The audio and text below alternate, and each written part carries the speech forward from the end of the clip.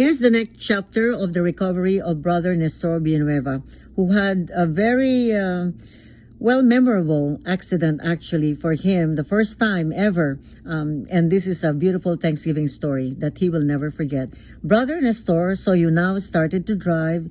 You now have just the brace and not the cast. You're doing regular activities and continuing with your therapy. So tell us your story this time.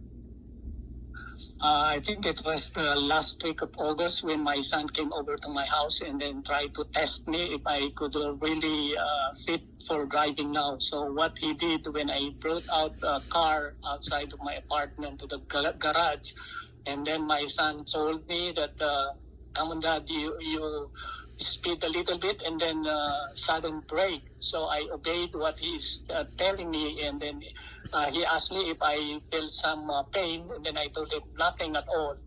And so how many times like that going to input pro and brake, sudden brake, and then I told him we can go now to the freeway. So we went to the freeway and then brake and then speed, and then we get back, and then my son shows interest also, and he was happy about it. And so the following day, almost every day, I have to practice going around, and that's it. I'm experiencing the joy of going back to my normal activity to drive, and then to do my chores, my activities, my appointment with the doctors, with my wife, my daughters, and picking up my wife from work, and then bringing her to work, and then buying grocery and our daily needs.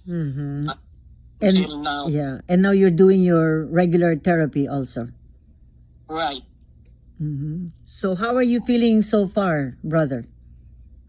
Well, at this time, I'm okay. I'm the process of recovery 100%. Probably a couple of months, probably next year, whatever. I always depend on God's timing in my life. That's very good. That's a beautiful, beautiful story that you shared with our viewers today.